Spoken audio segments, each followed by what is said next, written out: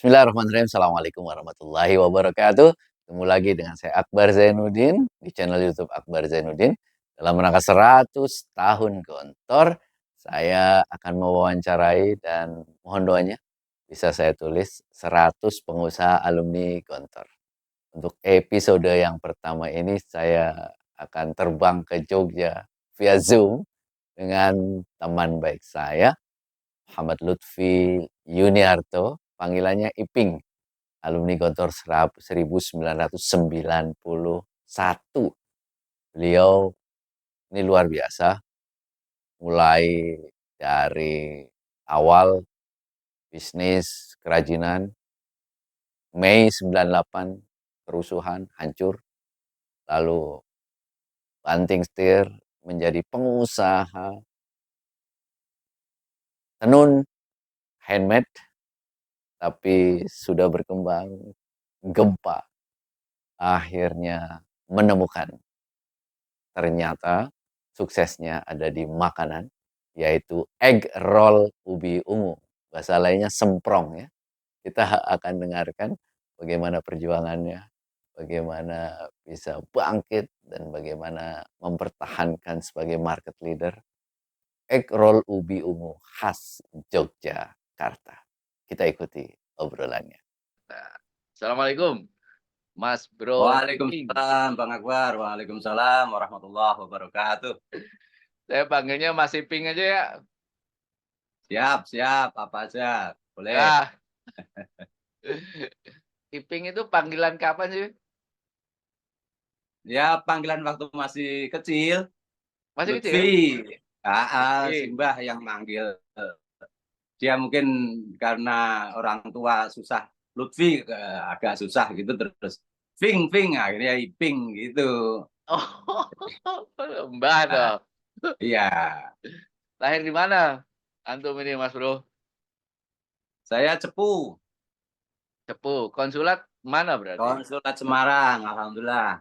Oh, Konsulat Konsulat Semarang. Semarang ya. Sebelum di Ya. Gontor, sekolah di SD berarti di Di Cepu. SD Negeri 1 Ngelo Cepu. Betul. Oh, ke Gontor Kemudian tahun berapa? saya ke Ngabar dulu, mampir Ngabar dulu. Negeri sih ya. Iya. Dulu, dulu mungkin kasusnya ya seperti sekarang lah. SD lulus, tapi Gontor sudah tutup lah. Terus kita mampir ke Ngabar dulu. Kabar 1 setahun.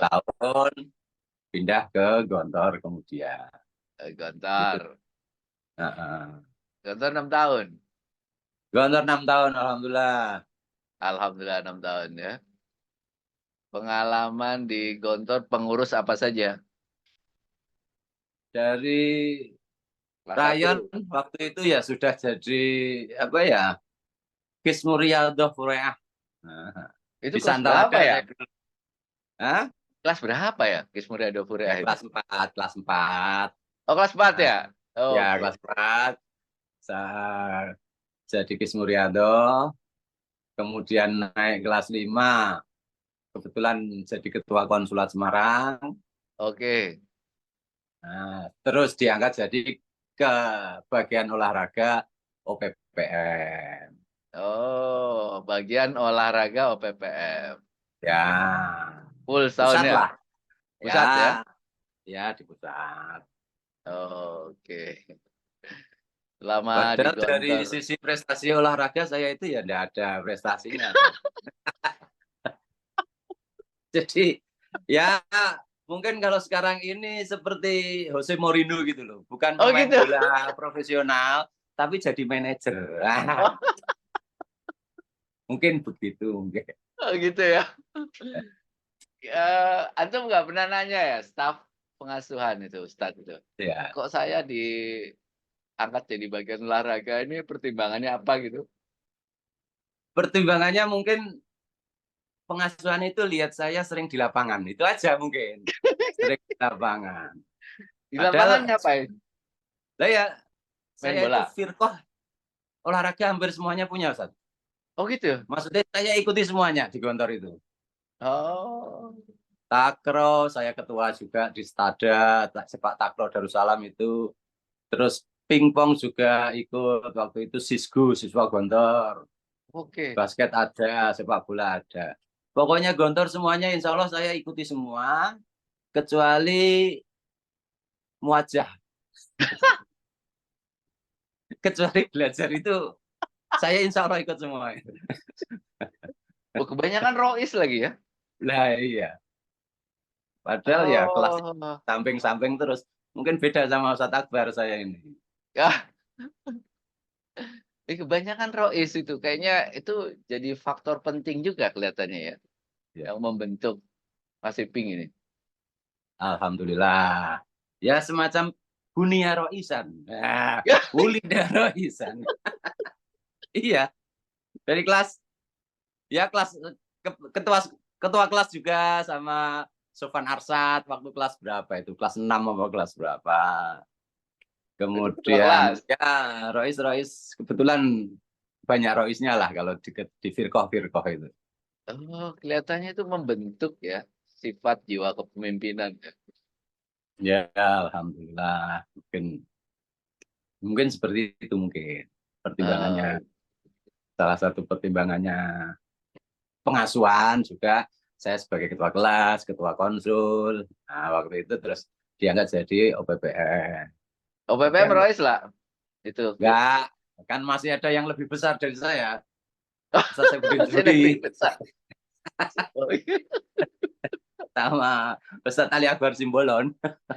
Oh, jadi pertimbangannya yang lebih besar itu. Ya, yang muntahof lah paling enggak. Oh, Mereka tahu ya. Oke, muntahof. oke. Ya, kalau saya kebetulan bukan muntahof. Oh, gitu ya. Dari Gontor kemana, Mas Iping? Saya UIN, dulu YIN Sunan Kalijaga, Oh, makanya konsul Semarang pindah ke Jogja itu Jogja. gara-gara kuliah itu ya? Iya, betul. Di UIN lulus ya IAIN lah waktu itu. Nah, saya ambil Fakultas Syariah. Syariah. Syariah jurusan? Jurusan pidana perdata waktu itu. Kalau sekarang nggak tahu itu masih ada apa enggak itu pidana perdata. Pidana Kayaknya sekarang perdata. pidana sendiri, perdata sendiri. Anda mulai jadi pengusaha, rintisannya apa aja tuh? Kan biasanya pengusaha itu banyak gitu ya. Jatuh, gagal, ganti, ganti, ganti, ganti. Ah, satu. Kemudian yang nemu itu apa mulainya Ya, apa ya. saja? Saya waktu kuliah itu ya sudah mulai inilah eh, bikin bikin souvenir. Souvenir apa ya? Kebetulan saya dari Cepu itu kan banyak limbah-limbah kayu jati. Oh, Limbah kayu limbah. jati dari yang dari bubutan, dari eh, ya dari limbah lah. Jadi kayu jati Oke. yang habis dipotong sama perhutani, terus limbahnya yang kecil-kecil, ranting, dahan. Nah, itu dengan dicepu dibikin kerajinan. Nah, Oh, kerajinan mungkin kalau Bung Baru ke Cepu ada lihat kayak miniatur Harley, miniatur kapal pinisi, dibikin kayak biola, dibikin nah, seperti itu. Nah, itu saya ambil dari Cepu, saya jual di Jogja waktu itu. oh, Jadi waktu itu ya masih zaman kuliah. Saya kebetulan juga di Jogja ketua mahasiswa Cepu yang ada di Jogja. Rois kaman ya? Rois Kaman. Walaupun anggotanya ini nggak ada yang anak gontor. Anggotanya anak-anak SMA negeri Cepu. Nah, seperti itu. Oh, Banyak. Nah, itu kita bikin karena kita dari Cepu ada bahan, ada apa ya pengrajinnya saya bawa ke Jogja. Nah, di situ saya ikut mulai mulai ikut Festival Kesenian Yogyakarta waktu itu. Yang mana Festival FKY, ya disingkat FKY ya. Ini ya. diadakan tiap tahun dan saya ikut terus. Nah, di situ saya mulai merintis usaha kayu jati. Souvenir Nah, dari apa? kayu jati ya? Souvenir bahan kayu jati. Oh, yang pengrajinnya orang lain ya? pengrajin orang lain, kita hanya menjualkan aja. Oh, Nah, setelah nikah saya tidak sekedar hanya menjual, tapi ya saya ambil mentah, saya beli untuk bahan. finishingnya, saya finishing di Jogja. Nah, itu Oh, kan lebih murah ya, kosnya. betul. Sampai 98 saya usaha itu. Oke. Nikah Itu bulan Maret, terus 98 Mei ada kerusuhan. ya, Ah, di situ kebetulan saya sudah bisa sewa stand di Malioboro, bukan Malioboro, di Solo waktu itu, di Matahari Singosaren Solo. oh taruhnya di sana, showroomnya. Ya, karena di Jogja ya ya karena di sana dapat stand, ada stand murah. Nah, kita juga kita Iya. ke Solo, kita sewa stand di Singosari, Matahari Singosaren. Nah, pas kerusuhan Mei itu kebetulan sekali Solo membara, ya toh, toko-toko dibakar. Nah, kok ya Ikut punya hancur. saya juga ikut ikut dibakar, habis semuanya. Masya Nah, Allah. kayak 98 itu. Antum apa kelihatan abjad apa? Kau di mana Biat? Kok di mana? Itu habis berarti. Habis Rugi itu. banyak dong ya. Ya sebetulnya nggak banyak. Ya karena saat itu memang baru pemula ya. Saya itu kebetulan kalau memulai modal kan memang saya rintis benar-benar dari sedikit sekali itu lah. Oh, Modal awal itu ya pinjam orang tua 1 juta umpamanya. Waktu itu 1 juta kan udah dapat barang banyak ya. iya. Nah 1 juta kita belikan barang, ikut pameran di Ancol umpamanya, Ah, di pasar seni Ancol. Nah, di pasar seni Ancol barang habis, laris, manis, dapat duit 2 juta. Yang 1 juta saya kembalikan ke orang tua, yang 1 juta buat modal. Nah, dari situ mulai berkembang, berkembang, terus berkembang, berkembang berkembang. sampai mungkin aset ya 10 juta apa berapa saya fullkan di barang, saya untuk ngisi setan yang di Singosaren itu, di Matahari Solo itu. Nah, Oke. setelah itu ada kerusuhan, bakaran, habis, ya dari nol lagi. Ya, seperti itu Mas Sofwan. Itu terus habis dari Singosaren itu Dari masih memulai Singosaren, bisnis itu atau mulai sesuatu yang baru? nah, sempat pengen melanjutkan itu, tapi ah, terus akhirnya ya mungkin agak Trauma agak ya? jauh. Karena saya sudah nikah ya, banyak stay di Jogja. Kalau belum nikah kan waktu itu banyak Oh, di daerah oke. asal. Nah, Ya. setelah nikah saya Jogja, terus kok saya rasa kirim ambil agak kurang efektif, kurang praktis dan penjualan juga nggak terlalu bagus. Saya pindah ke Tenun ATBM. Tenun Tenun ATBM. bikin apa itu? Nah, jadi saya ambil Produknya apa? bahan berupa kain. Ya. Kainnya warnanya hanya satu warna, off white itu yang putih, Hmm. putih apa namanya, agak krem itu loh, off Ya. white, broken white lah bahasanya. Umpamanya bahasa Jawanya ya warna baru tapi ketok letek gitu loh. Iya, iya, iya, Karena betul. memang bahannya mentah, masih mentah. Itu saya lambir umpamanya 100 meter. Nah, itu saya bikin garment, saya bikin baju, saya Hmm. bikin celana, saya bikin apa topi, tas dan lain sebagainya. Dan itu ya anunya cuman warna-warna, ya cuman warna itu. Kemudian saya kasih aksen dikit lukisan, warnanya topi, kasih lukisan yang natural. Memang ini bahan natural kan. Ah, Jadi mungkin lukisannya ya menyesuaikan lukisan cecak, apa obat nyamuk, apa bunga dan lain sebagainya. Nah, itu pasarnya kemana? Ya saya ikuti pameran-pameran kesenian dan kerajinan. Nah, saya ikut di FKY masih berlanjut itu, kemudian ke Pasar Seni Ancol, dan kebetulan waktu itu saya punya komunitas dan kebetulan saya juga ketuanya. Jadi komunitas kita namakan Persatuan Pengrajin Indonesia. Walaupun anggotanya pengrajin-pengrajin yang ada di Jogja. Nah, sekitar 40 anggota lah. Ada yang pengrajin perak, ada yang pengrajin batik, Seni lah ya. terus sampai 40 lah. Nah, itu kita sering jadi kita mungkin bayangkan kayak pemain lah, rombongan sirkus gitu loh.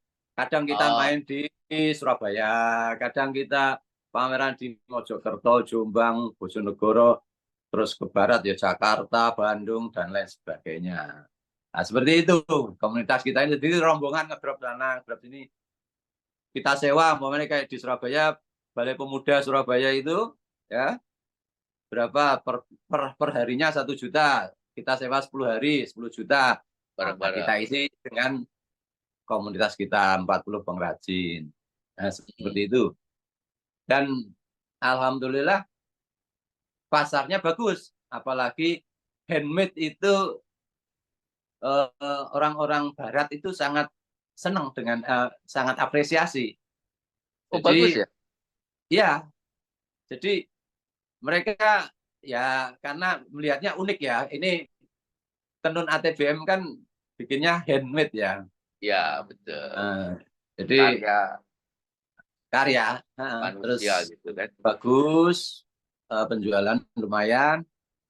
Sampai 2006 itu ya ada musibah lagi kebetulan ya, Jogja gempa, ya kan, mesin-mesin, alat-alat tenun habis semuanya. Ya wis,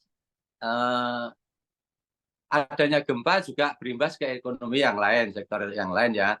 Artinya pasar kerajinan Jogja sepi, wisatawan jadi sepi juga, ya kan. Nah, di situ mulailah kita mikir kira-kira apalagi ya seperti itu.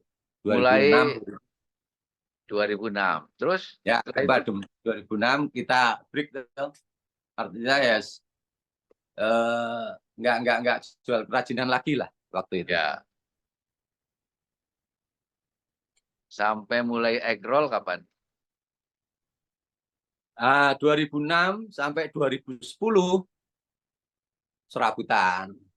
Jadi apa saja lah, yang penting survive waktu itu. Iya. 2004 jadi ya apa, jual beli mobil walaupun bijian, beli 1 biji dari Jakarta dijual di TVRI Yogyakarta, laku ke sana lagi, ya seperti itu. Ya. Dulu terus sama almarhum Fahru Rozi, klasik juga kita, angkat teman kita, itu kita bikin pelatihan perabutan itu sampai 2010 ya.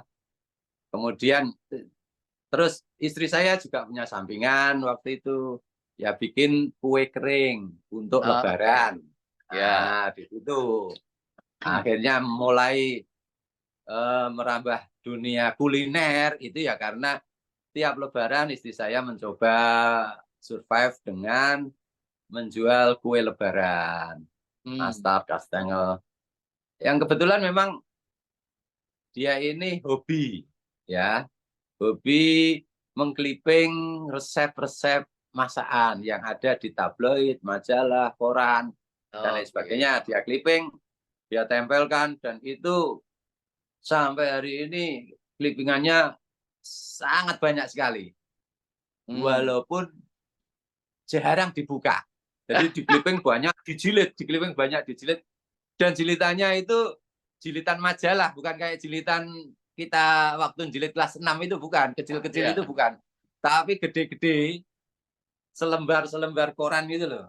Itu tumpukannya banyak, ada berapa jilid itu. Sampai tinggi kalau Nah, itu isinya clipping masakan, clipping resep kue, clipping eh, apa saja lah yang yang ada unsur kulinernya, sambel, wae ya no clippingnya. Ah, Nah, tuh. Nah, karena dari situ lah kok kebetulan ketemu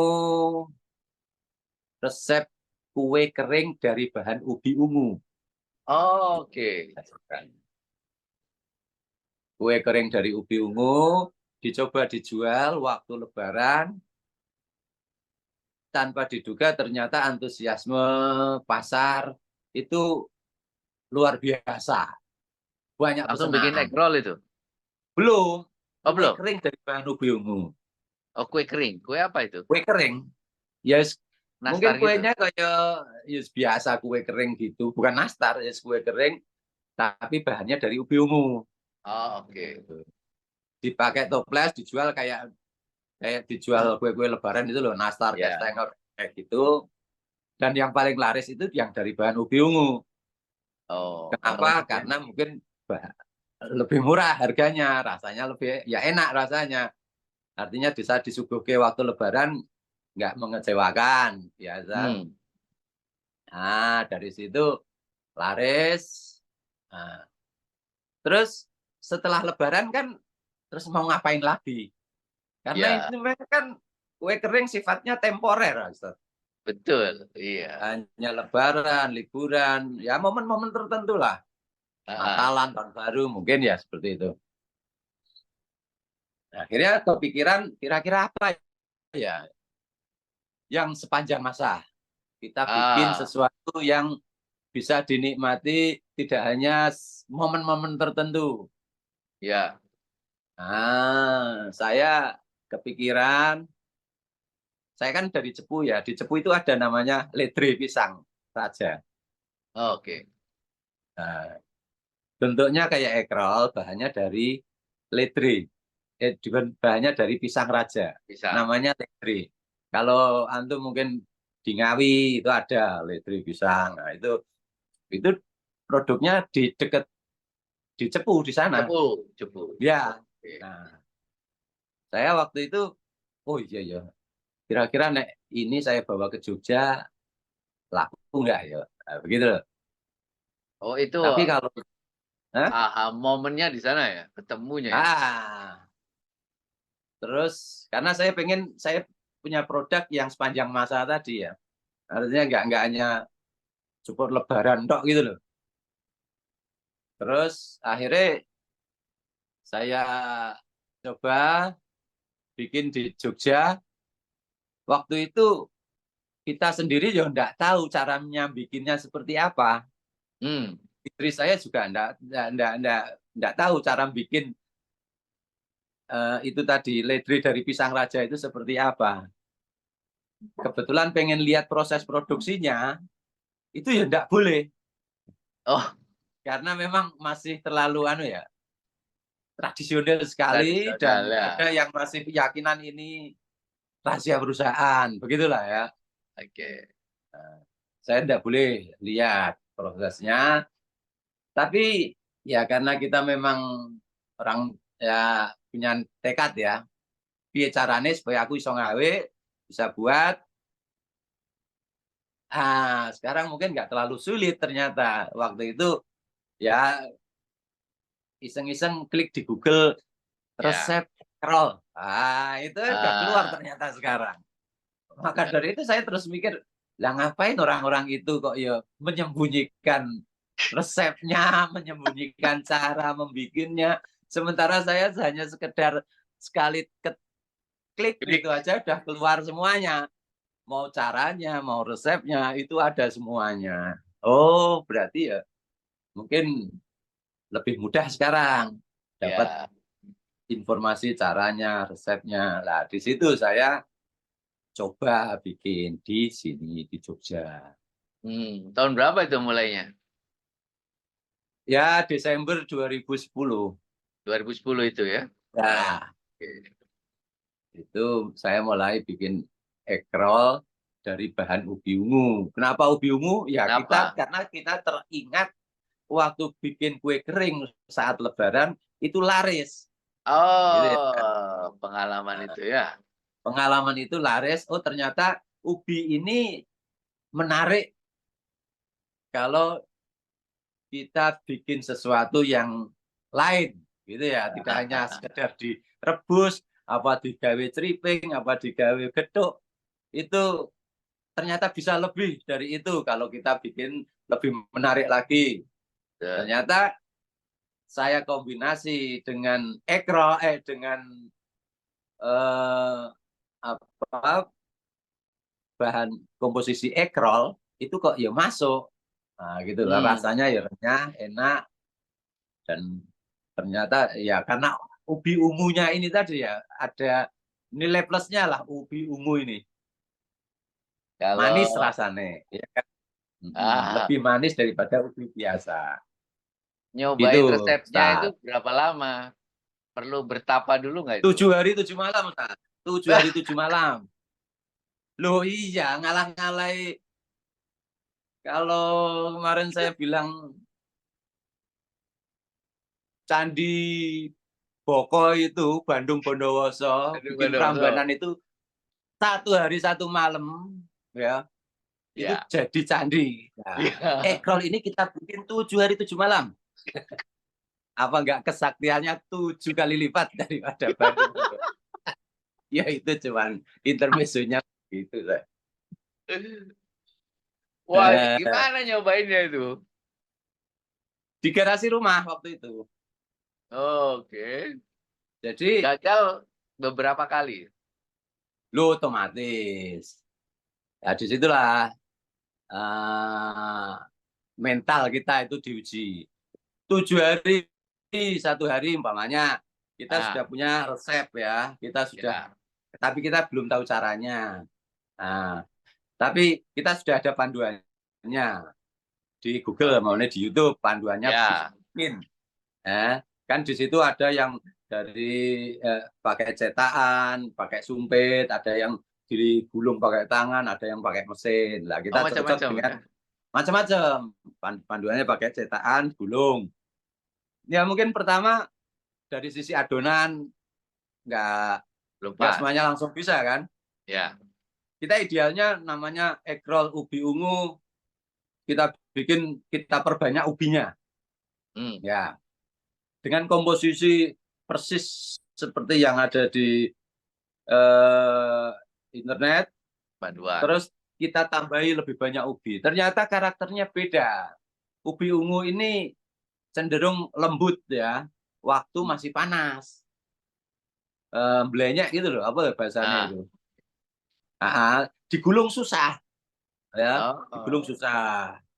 Kemudian waktu sudah dingin, dicokot atos.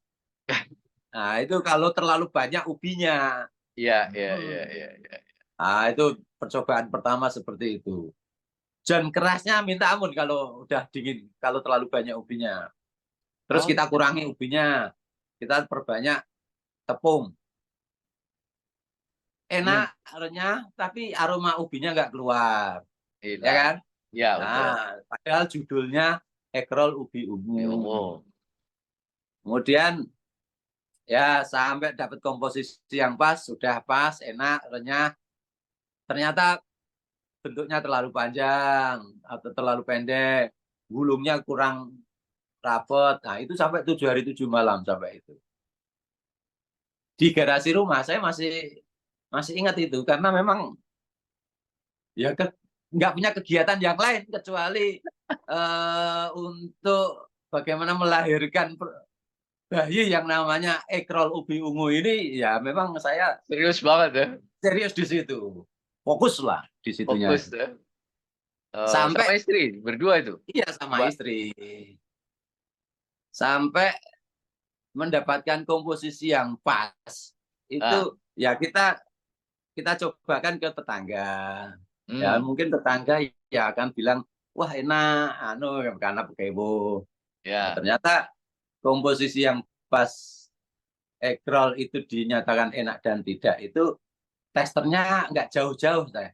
Hmm. Anak kecil, anak saya waktu itu masih berapa tahun, 5 tahun. Nah, waktu masih nggak enak yo, sekali nyoba diunsal ke dua, nggak dihabisin. Tapi begitu dia kerasa enak, nah udah habis loh. Kita bikin tester kok selalu habis. Nah, ternyata anak saya suka. Nah, di situ saya ya punya kesimpulan, oh berarti mungkin tester yang paling cocok buat masakan atau buat kulineran itu yang paling cocok untuk egg roll ini ya anak-anak kecil ini. Karena dia nggak bohong, kalau nggak enak ya bilang enak, kalau atos bilang atos, empuk bilang empuk, nah, seperti itu. Dan alhamdulillah anak saya senang sampai sekarang itu egg roll. Gitu saya. Waktu itu belum ada packagingnya. Kita jualnya ya begitu waktu itu. Oh, Heeh. plastik aja ya? Ya waktu itu masih plastik. Nah, seiring berkembangnya waktu, ternyata kurang menarik kalau cuma plastik, ya Ya. kan? Terus kita bikin packagingnya, ya seperti itu. Sampai sekarang, alhamdulillah masih bertahan. Oke. Iya ya. Jadi sampai sekarang. Ini kalau dihitung ubi ungu egg roll, mereknya apa? Sasa, Sasa. Dari mana SHA. merek itu? Merek itu dari nama anak-anak saya sebetulnya. Godak gadok lah. Oh, Waktu anak Sasa itu sebetulnya merek waktu saya masih jualan kayu jati itu ya Sasa. Sasa juga. Bukan Sasa. Waktu jualan tenun. Yang Oh, ATBM itu udah Sasa mereknya. Tapi waktu itu anak saya baru satu.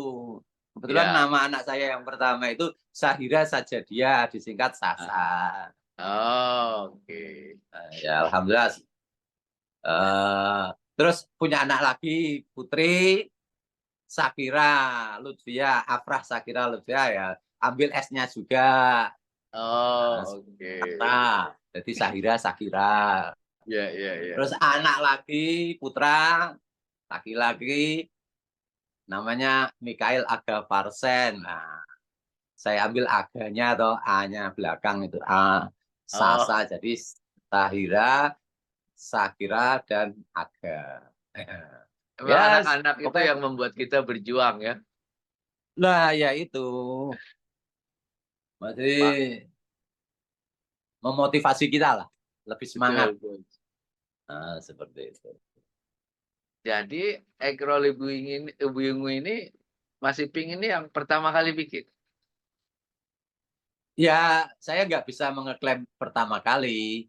Tapi sepanjang pengetahuan saya, waktu saya klik di Google, Ya. egg ubi ungu itu nggak ada waktu itu. Hmm. Waktu itu saya tidak klaim, makanya saya nggak bisa ngeklaim. Karena mungkin ada yang belum tahu Google sudah bikin egg roll kan. Iya, Ada betul. mungkin ya. Tapi waktu itu saya bikin egg roll ubi ungu. Saya ngetik egg roll ubi ungu. Di Google itu nggak ada. Nah, setelah saya bikin, kemudian saya ngeklik egg roll ubi ungu. Nah, itu rata-rata yang keluar ya produk saya. Terus ada produk merek lain, tapi ya hanya satu dua, nggak terlalu banyak. Ya, jadi Iya, bisa iya. bisa jadi saya yang pertama, tapi saya taunya ya hanya di Google tadi. Kalau di Google belum ada waktu itu yang egg roll ubi ungu. Apa Gitu, keuntungannya Tat. menjadi pelopor itu? Keuntungannya ya seperti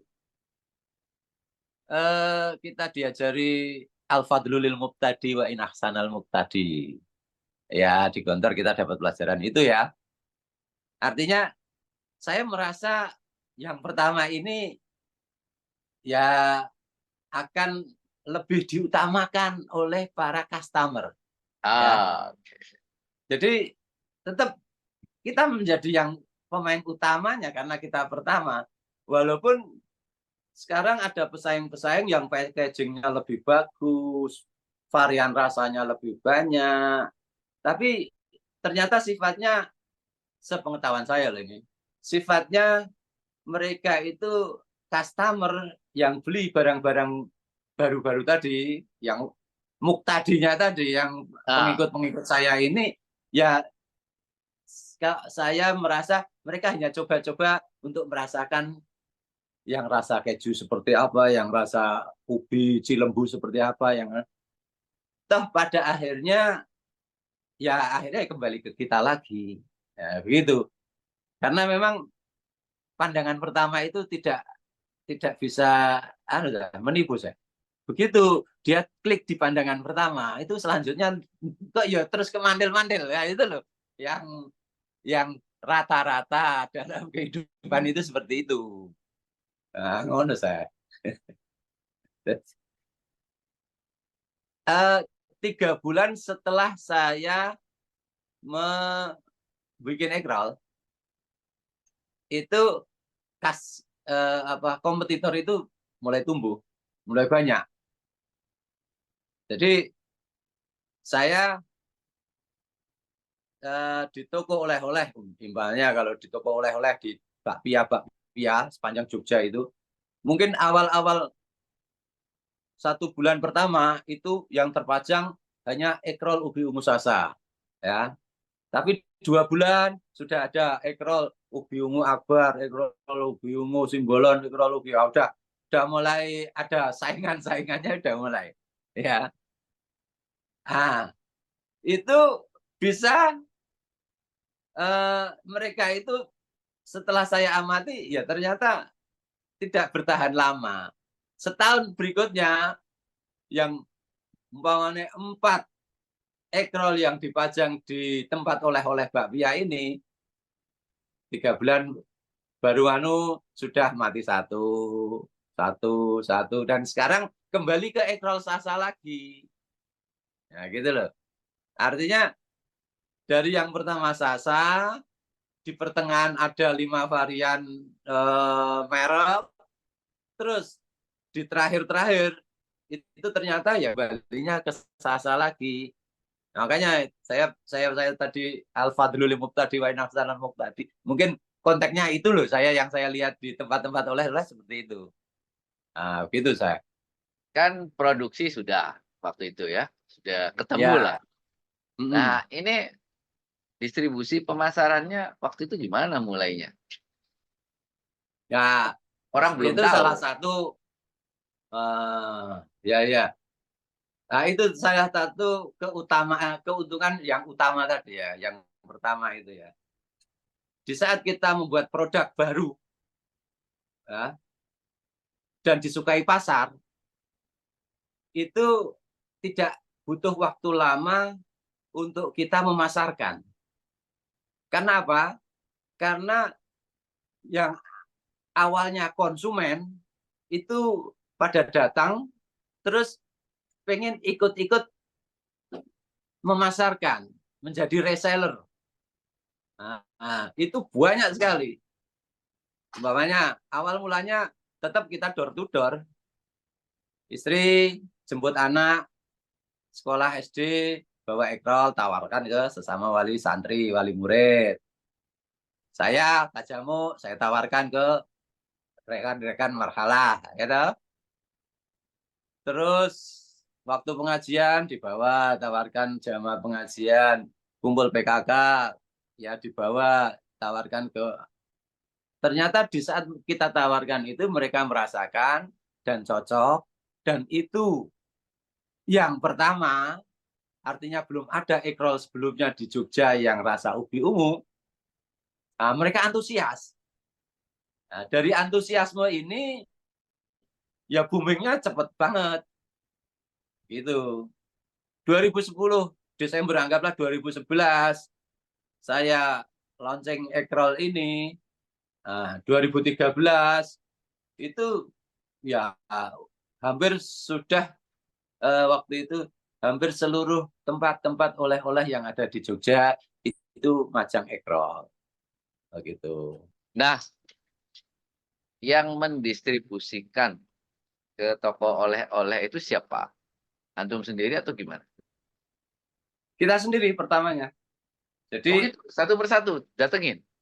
iya, ya harus gitu.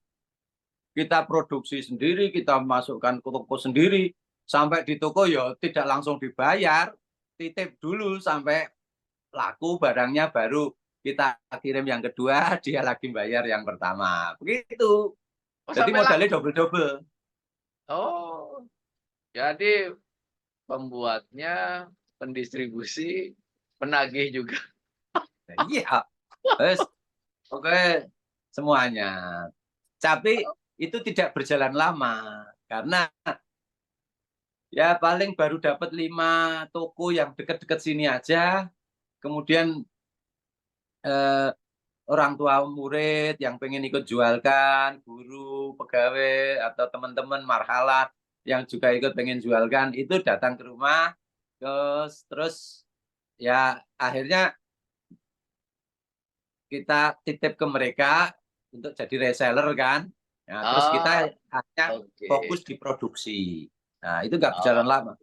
Dan saya baru dapat 5 tokonan lah. Itu terus berhenti, ikut memasarkan, saya fokus di produksi. Nah, resellernya ya mereka-mereka ini. oh, jadi sistem penjualannya dibangun dengan reseller itu. Iya, betul. Reseller itu individu atau apa? Individu. Oh, jadi Dan mereka, yang membuat saya survive itu kan reseller itu beli ke sayanya cash. oh, beli cash ya. Yes.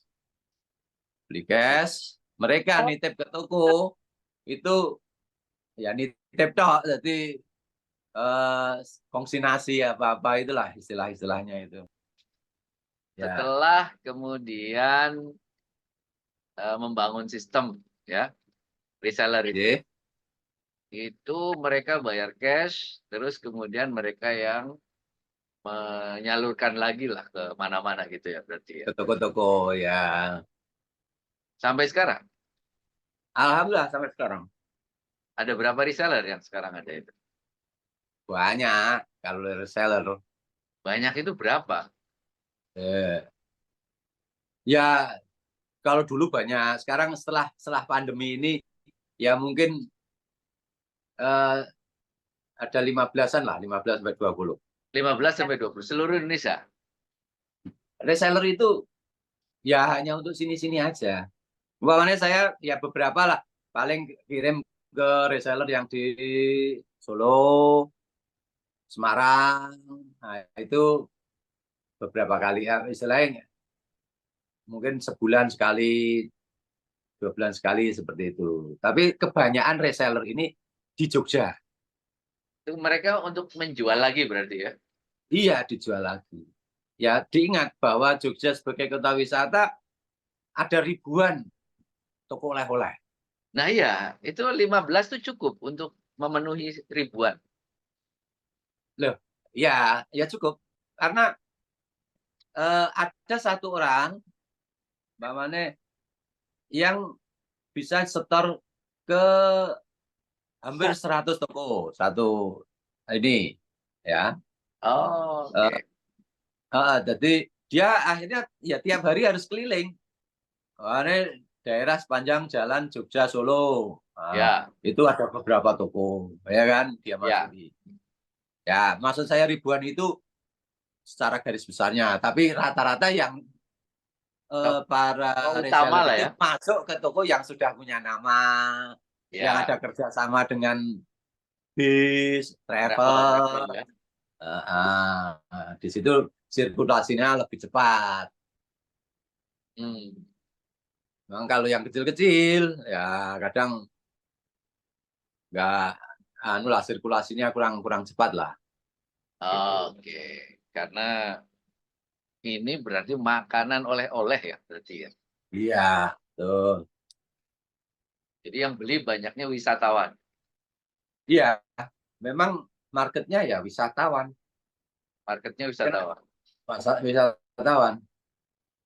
Wisatawan dan orang yang mau berwisata. Artinya orang Jogja yang mau wisata kemana, ke apa, mudik apa ke tempat saudaranya, ke Jakarta, kalau seluruh Indonesia biasanya ke Jogja dulu, ke rumah dibawa oleh-oleh buat saudara yang di Kalimantan, ya seperti itu, yang di Sumatera, begitu.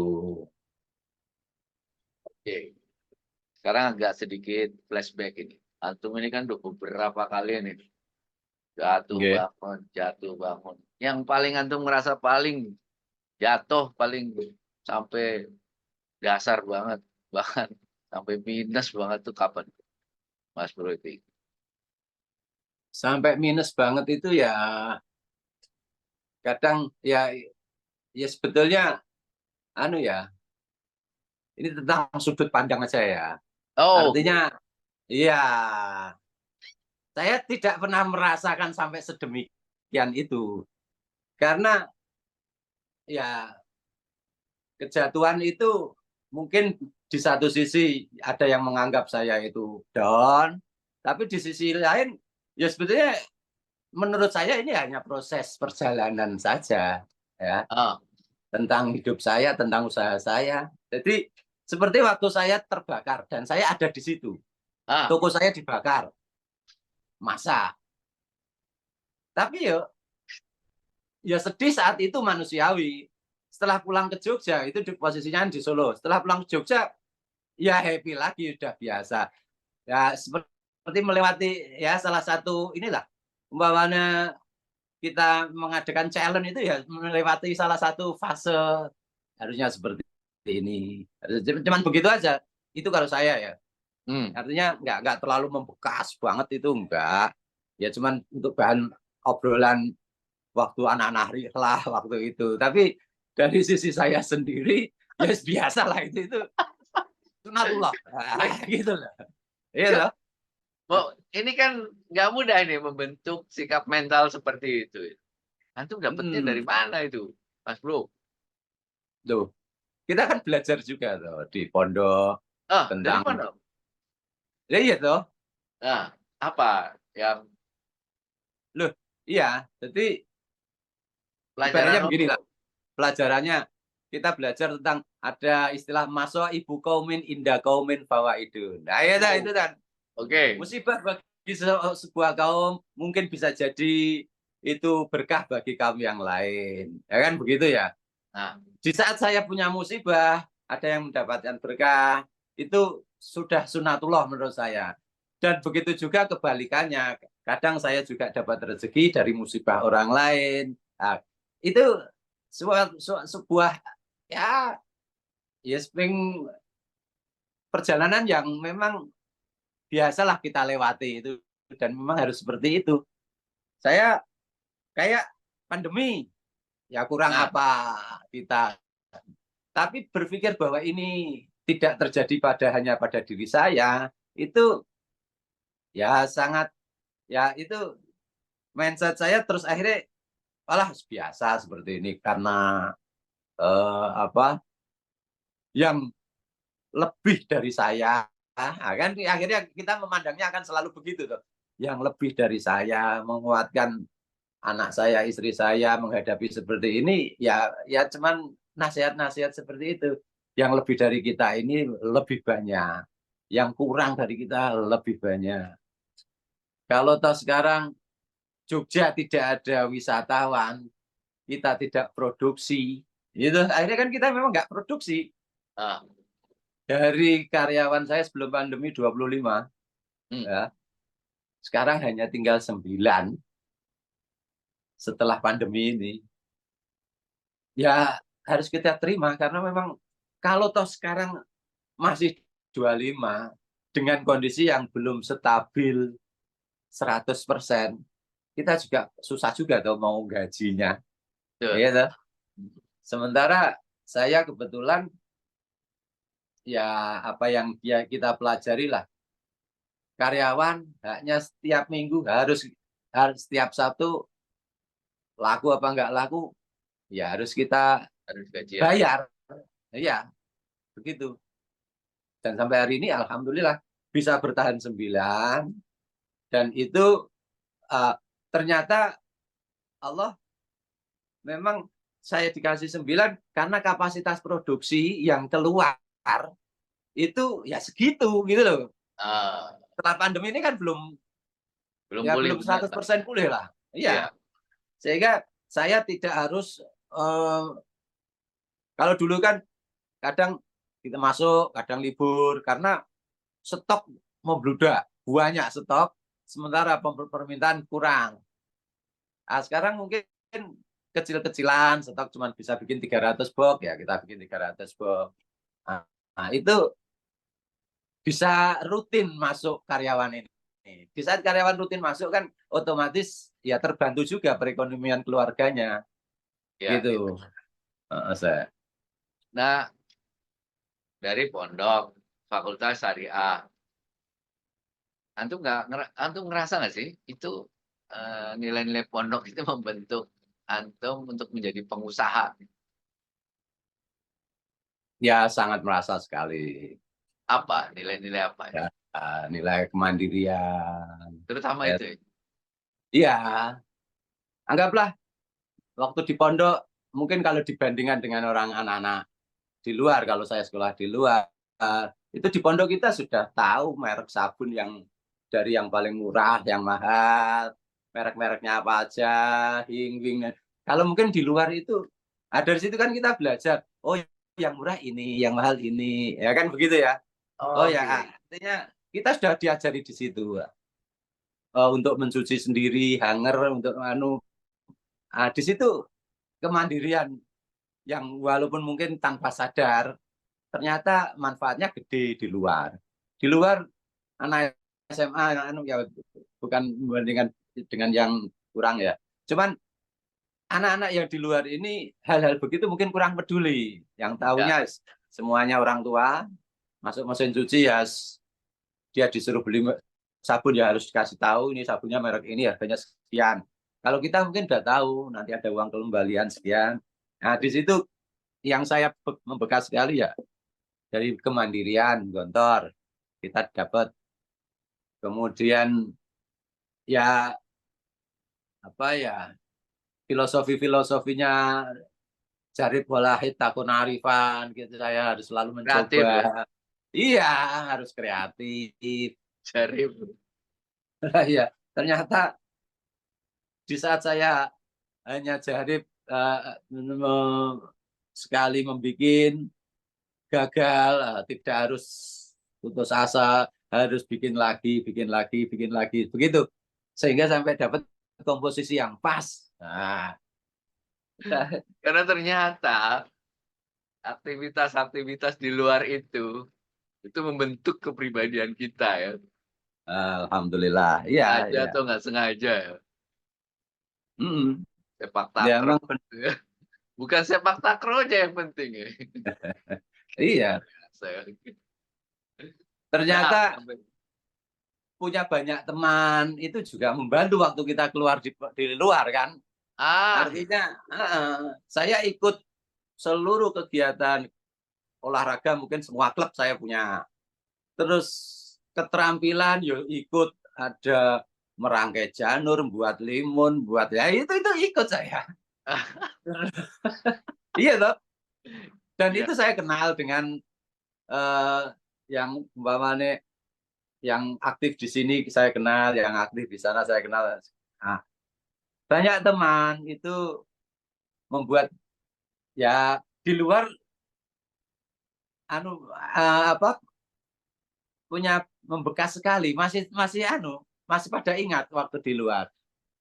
Dan ternyata kalau dirujuk kembali ke Ekrol, mereka-mereka itu yang kenal akrab dengan saya akhirnya eh, apa ya tahu saya punya Ekrol, dia coba, setelah dicoba pengen dia beli untuk di pondoknya, untuk di kelasnya, seperti itu. Alhamdulillah. iya, iya, iya, iya. Nah, sekarang kan boleh dibilang lah, Egrol Sasa ini menguasai market yang ada di Jogja. Itu apa kunci suksesnya, Mas Brodwing? Ya kunci suksesnya mungkin belum dapat lawan yang tangguh aja. Iya. Jadi Ya, anu juga nih. maksud saya begini saya. Maksud saya mempertahankannya, ya sebetulnya saya nggak tahu. Wong ya hanya sekedar anu aja, apa rutinitas saja. Di saat saya mendapatkan komposisi yang pas, itu yang saya pegang. Nah itu loh, sampai hari Nah, ini. Artinya ini kan masalah kuliner ya, makanan taste ya. ya, Orang rasa ya. tes. Orang yang sudah merasa nyaman, enak dengan egg roll ubi unsasa, Hmm. mungkin eh, selamanya taunya egg Jadi roll sasa standar ini ya. rasanya ya begini. Jadi kalau dia Iya, nyoba yang lain, tetap aja balik lagi ya. kalau dia nyoba yang lain, mendapatkan rasa yang lebih enak, ya mungkin dia akan ke sana. Ya kan gitu toh. Nah, Nah, maksud saya tadi begini saya.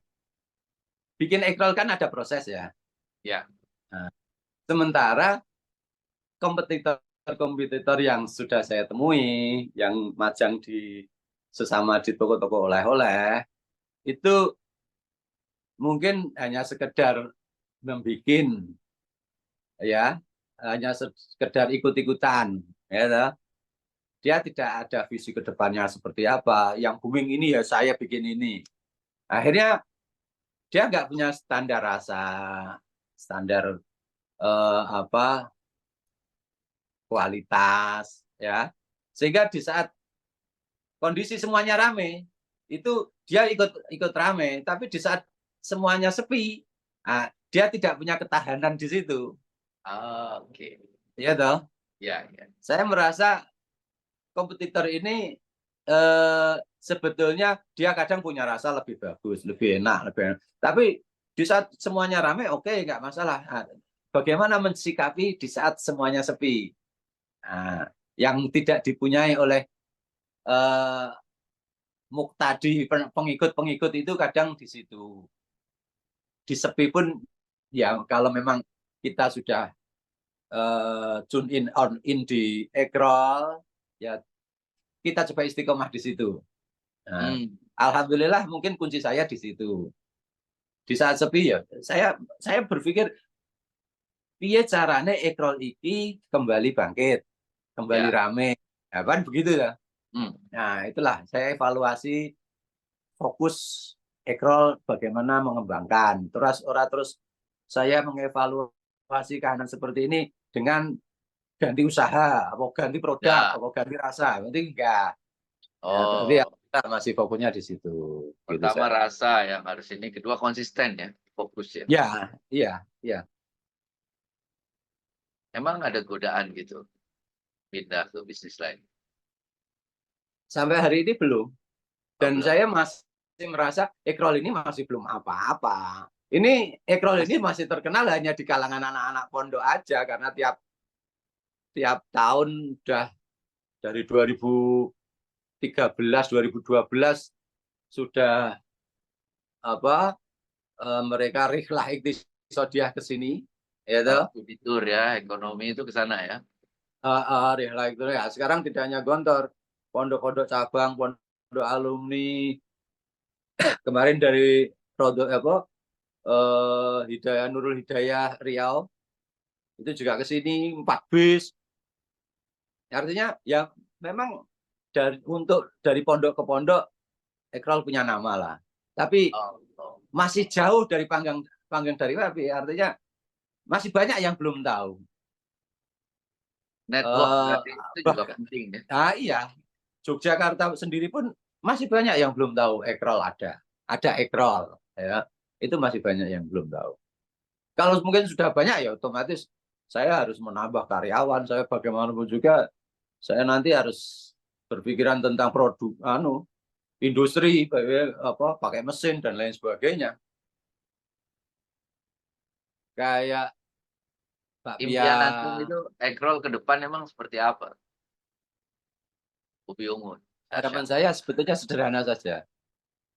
Ekrol bisa menjadi oleh-oleh khas Yogyakarta. Ah, Sekarang kalau seperti itu insya Allah dari Jogja bisa mendunia. Artinya ekrol anggaplah kayak bakpia gitu aja. Ya, Bagaimana membuat mindset wisatawan ini ke Jogja ya mesti bakpia. ekrol, gitu loh. Ya, Nah, kalau sekarang kan ke Jogja bakpia, ke Jogja ya. gudeg, hanya itu. Nah, saya ya tidak pengen menggeser dominasi itu, tapi ya mencuri sedikit perhatian lah. Menambah Nah, lah itu ya. loh, menambah Tidak khazanah hanya pilihan bakpia, tapi para temannya. wisatawan. Enggak, ternyata oh temennya Mbak Bia ini ada ekrol, temennya Mbak Bia ini temennya ekrol ada gudeg, geplak, kipor dan lain sebagainya. Nah, itu ke depan harapan saya seperti itu. Menurut Mas Bro Iping ini, anak pondok ini memang cocok ya jadi pengusaha. Rata-rata cocok, harusnya cocok harusnya. Kenapa itu? Ya karena sudah punya skill basic kemandirian, jaringan, kesetiakawanan. Itu kan sebetulnya hal-hal yang dibutuhkan dan kita di pondok itu diajari tentang kejujuran, tentang amanah, ya, cara berpidato, tabligh, fatonah itu kita diajari semuanya.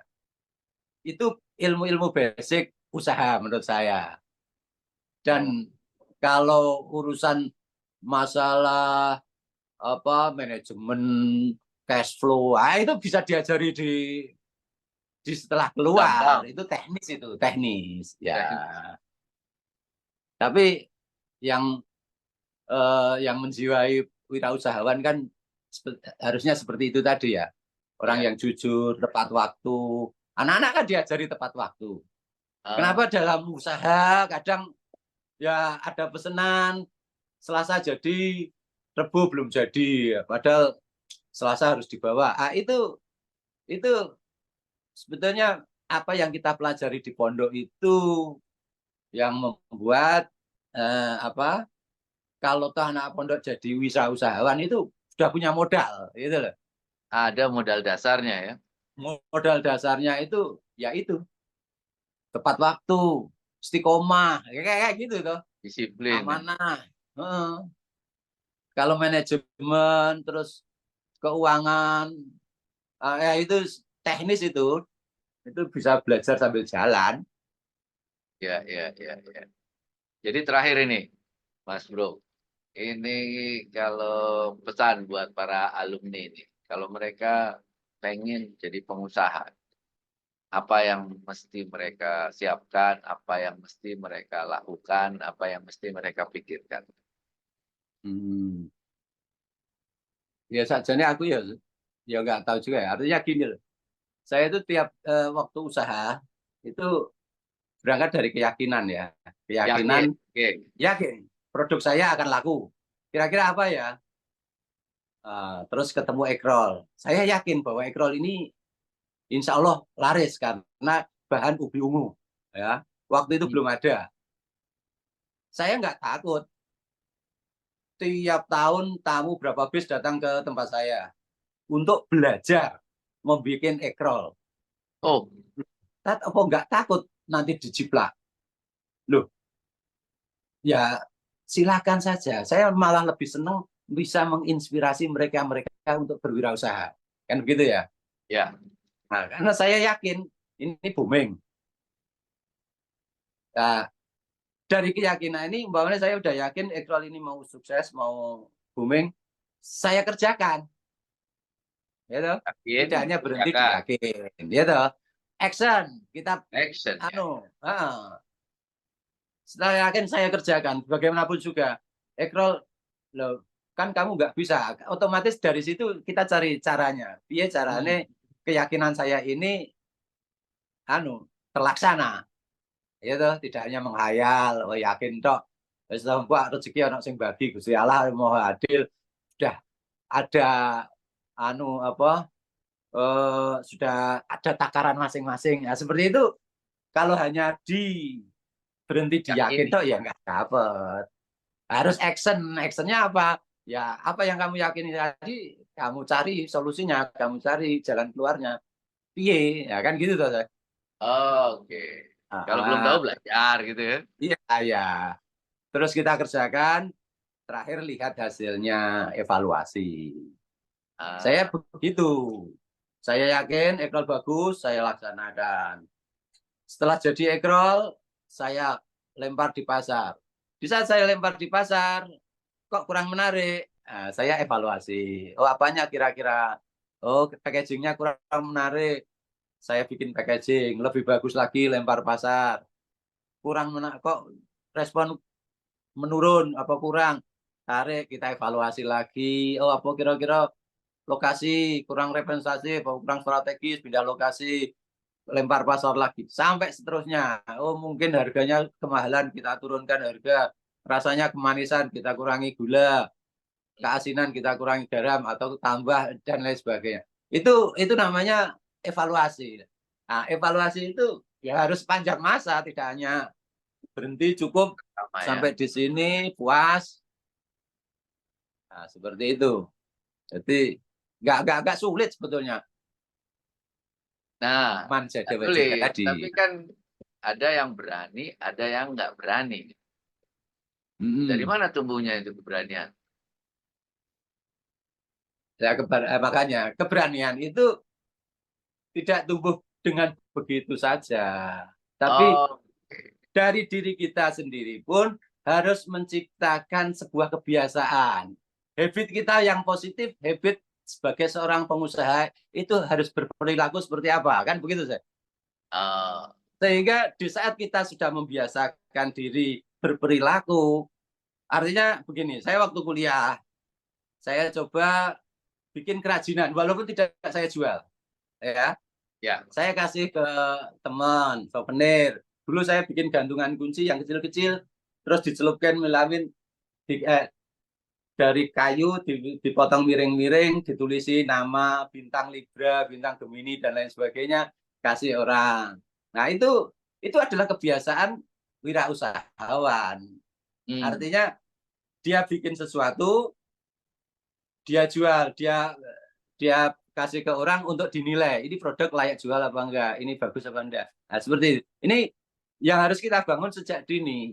Nah, kalau ini pesan untuk santri, ya santri setelah keluar itu ya harus membiasakan. Kamu passionnya di mana? Kalau passion memang wirausahawan, monggo silahkan berperilaku, mulai belajar, membiasakan diri berpikir sebagai seorang wirausahawan. Ojo boros-boros, umpamanya kan gitu tuh sebetulnya. Iya. Ilmu-ilmu dasarnya kan gitu loh. Kalau ada minta tolong seperti ini harus bersikap seperti apa. Kalau beli ada harus mungkin sebetulnya nggak perlu ditawar ya dicoba menawar. Ya, komunikasi itu kan habit-habit seorang wirausahawan, gitu. Ya. Mungkin sebetulnya dia tidak perlu menawar ataupun ngasih lebih, tapi melatih dia untuk menanyakan ini produk kualitas seperti apa, harga berapa, kalau segini dapat apa enggak. Itu sebetulnya melatih dia untuk bisa ya seperti itu ya. Memang dalam dunia usaha hal-hal begitu kalau nggak dimulai dari kita dari awal, kebiasaan habitnya begitu itu memang susah deh. Dan Oh, kebetulan waktu kuliah sudah saya biasakan. jadi memang harus dibentuk ya keberanian itu ya. Nggak bisa ujuk-ujuk. Ya, iya. Dan Masya orang Allah. dari penakut menjadi berani pun banyak, gitu. Nah, Terutama orang-orang yang kepepet-kepepet itu loh saya. Kan ya, ya, ya, ya, ya, ya. Itu juga bisa ya. iya. Ada yang karena kepepet, nggak ada punya pilihan lain kan. Ada juga yang memang kalau kita masih punya waktu ya kita bentuk keberanian itu ya. Ya, kalau masih remaja, masih itu masih masih sangat mungkin untuk membentuk karakter yang lebih berani untuk berwirausaha.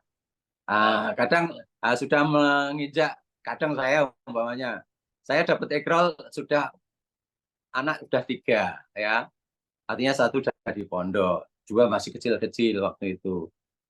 Kebetulan saya dapat ekrol. Artinya di saat kondisi ya kayak pantulan bola lah. Semakin kita apa kondisi terjepit, teranu itu ternyata ya Akan saya melengking ke mendapatkan atas makin tinggi ya. mantunya lebih tinggi lagi seperti itu. Dan alhamdulillah Egrol sebetulnya bukan datang di saat yang tepat, tapi memang proses panjang ini sampai saya dapat Egrol itu sedikit banyak membentuk karakter saya untuk oh ternyata ya perjalanan saya memang harus begini ya harus melalui kebakaran, gempa dan lain sebagainya sampai saya ketemu Egrol dan alhamdulillah sudah ini udah 14 tahun Egrol ini survive. Nah, alhamdulillah. Jangan Saya lihatnya belajar. sekarang aja ya. Iya, Prosesnya panjang ya. prosesnya ya anggaplah kalau kita lulus 91 dapat Egrol 2010 ya. Prosesnya 19 tahun gitulah. Barokallah Mas Bro. Sukses terus Amin ya. amin amin. Amin. Syukron syukron saya. Sukses. Antum Amin. juga sehat terus sama keluarga semuanya. Amin. Mudah-mudahan Egrol keluarga besar terus berkembang. Amin amin. Berkembang jadi oleh-oleh khas Jogja. Jadi nggak hanya bakpia, nggak hanya gudeg, tapi kalau ke Jogja ingat Egrol. Syukuran saya. Sama-sama saya. Sehat selalu. Antum juga. Amin amin. Sama salam buat keluarga di rumah semuanya. Oke, sama. Salam buat keluarga. Terima kasih teman-teman sekalian. Video yang sangat menginspirasi kita semuanya. Mudah-mudahan kita bisa semuanya selalu sukses, selalu kemudian diberkahi oleh Allah Subhanahu wa Ta'ala. Ketemu lagi di video-video selanjutnya. Assalamualaikum warahmatullahi wabarakatuh. Waalaikumsalam warahmatullahi wabarakatuh.